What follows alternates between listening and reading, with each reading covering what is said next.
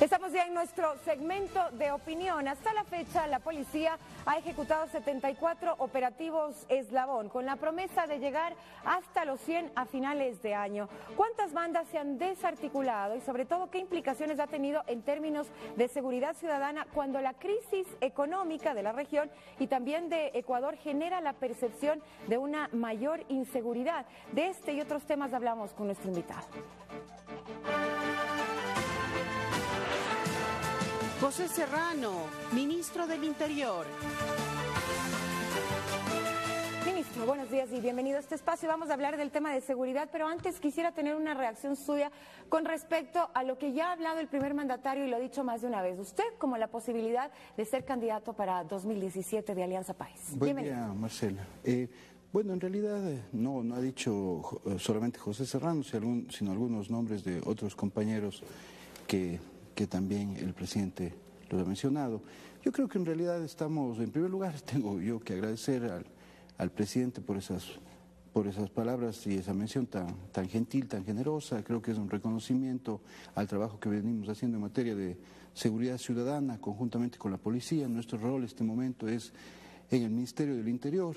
Estamos en realidad en un proceso en el cual todavía hay varias metas que para los ciudadanos y ciudadanas se deben cumplir, el tema de homicidios y asesinatos, resolver el tema de robo a personas, el tema del microtráfico, es decir, todavía nosotros estamos en un proceso en el cual la seguridad ciudadana requiere fortalecerse en nuestro país. Así que ya será en su momento pues el movimiento y obviamente primero esperemos las enmiendas, ¿no? Nosotros, insisto, creemos que aquí hay que cumplir todas las metas que nos hemos trazado como gobierno y después de eso pues se tomarán las decisiones ya a partir, pero de obviamente lo que establezca Alianza País, lo que establezca el movimiento en sus asambleas, lo que se establezcan las enmiendas, ¿no? Pero aquí estamos en realidad para servir a los ciudadanos y ciudadanas y en el rol que nos corresponde estar, pues estaremos. Ahora estamos en el Ministerio del Interior y vamos a seguir trabajando con nuestra policía para que la seguridad ciudadana definitivamente no solamente sea una coyuntura, sino sea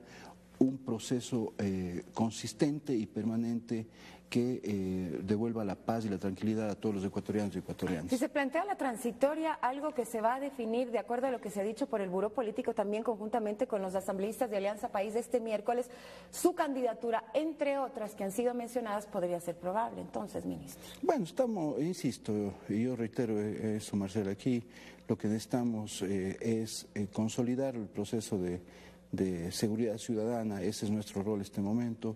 Nosotros somos ejecutores de las políticas públicas del gobierno que lidera nuestro presidente Rafael Correa y en esa perspectiva obviamente estamos cumpliendo el rol que en este momento nos corresponde. Ya en su momento se verá efectivamente cuál es el rol que nos corresponde, en el lugar que nos corresponda. Nosotros estamos dispuestos a seguir fortaleciendo y a entregar todo nuestro contingente para que el país siga en esta transformación definitiva. Hablemos de algunas cifras, de resultados de los eslabones, operativos Jaque Mate, Eslabón 74, en total ya son 74, faltan 26 de acuerdo a la promesa que usted mismo hizo a la ciudadanía, 134 bandas desarticuladas y también alrededor de 940 personas aprehendidas.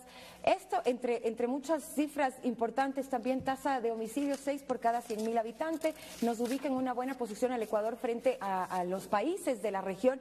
Sin embargo, y pese a aquellos logros que se han destacado dentro de su gestión, ministro, existiría la percepción de que hay en este momento en el Ecuador una mayor inseguridad, producto probablemente de la crisis económica que se está viviendo.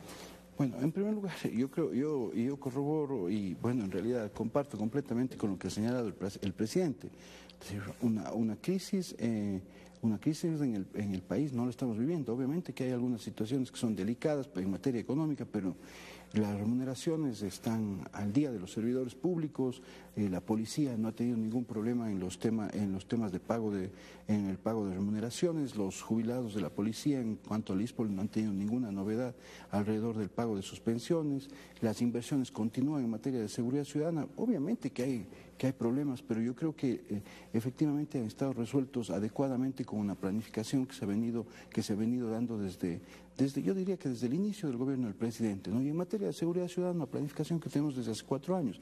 Es decir, en la policía, por ejemplo, no podemos estar este rato pendientes de que si se les entrega o no se les entrega chalecos antibalas, si se les entrega, no se les entrega nuevos vehículos, si es que a nuestros policías les entregamos o no armas, si es que a nuestros policías se les entrega o no vehículos tácticos y obviamente toda la logística que ellos requieren. Esto está planificado y obviamente está tan bien planificado que incluso en el tema de infraestructura estamos continuando. En los próximos días vamos a inaugurar el laboratorio de criminalística en la ciudad de Guayaquil, con lo cual completaremos 2 infraestructuras tanto físicas como tecnológicas para que el Ecuador cuente con 2 centros a la vanguardia, no solamente en América, sino en el mundo, efectivamente, para investigación científica criminal.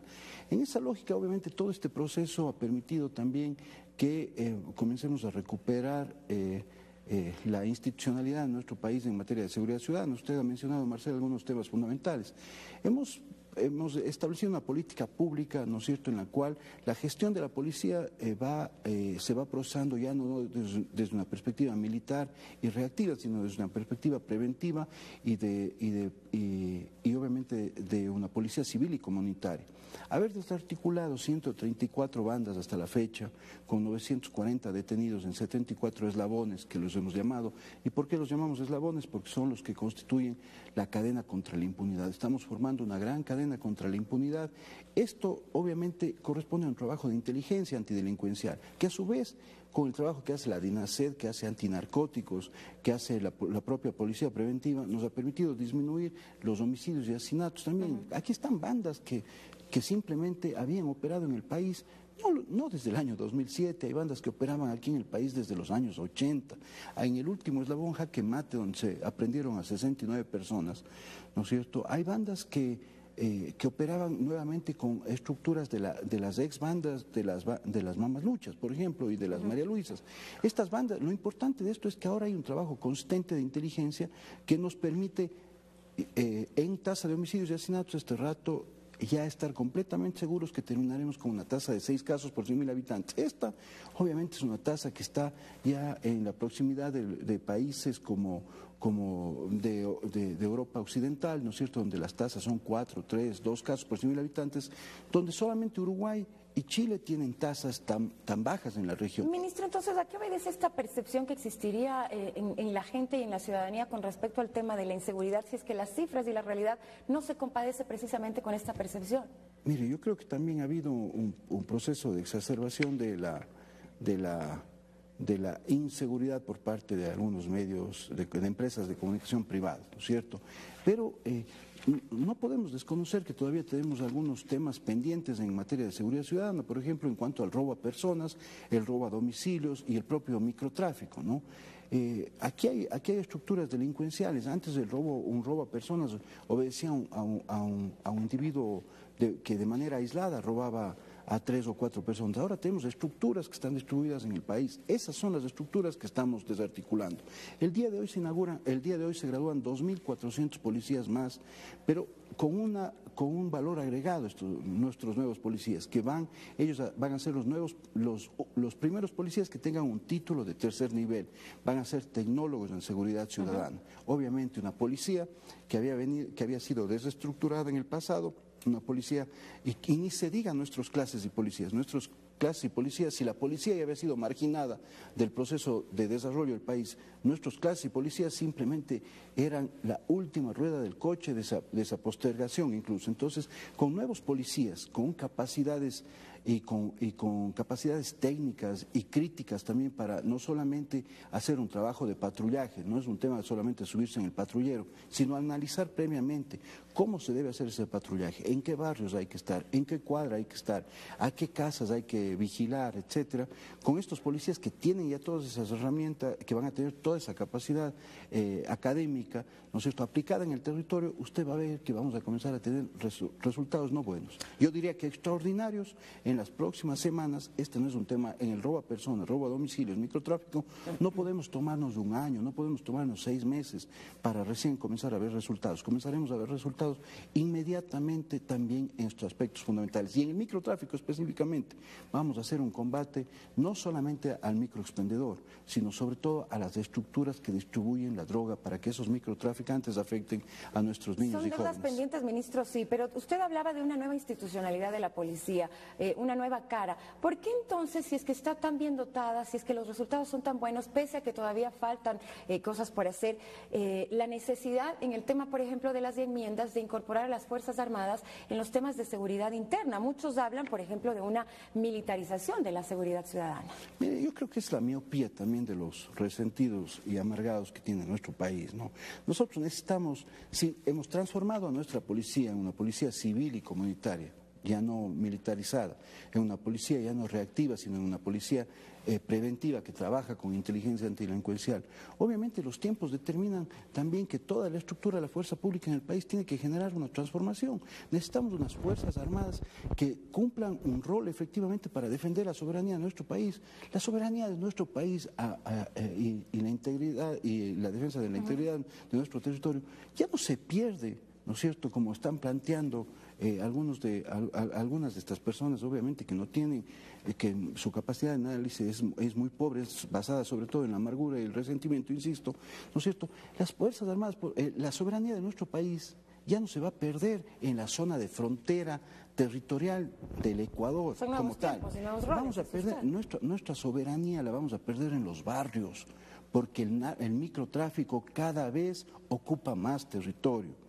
Tenemos que estar conscientes que ahora los enemigos de los ciudadanos y las ciudadanas y de los ecuatorianos ya no son pues los otros países, son las estructuras criminales transnacionales y las estructuras criminales también nacionales que se están agrupando y que se han logrado articular, por ejemplo, insisto, para hacer tráfico internacional de drogas y vender microtráfico. Yo le aseguro que hay barrios en el Ecuador todavía en el que seguramente saben quién es el microexpendedor, pero no saben quién es, por ejemplo, el ministro o el propio alcalde de una ciudad. ¿Hay la necesidad entonces, ministro, de este aporte de las Fuerzas Armadas en términos de seguridad con esta nueva concepción que usted dice? Desde esa perspectiva se requiere una complementariedad, ¿no es cierto?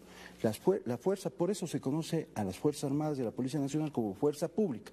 La Fuerza Armada y la Policía Nacional componen la fuerza pública y por lo tanto hay que establecer que no se por un lado obviamente que no se sobrepongan competencias ni responsabilidades, pero por otro lado que sean complementarias.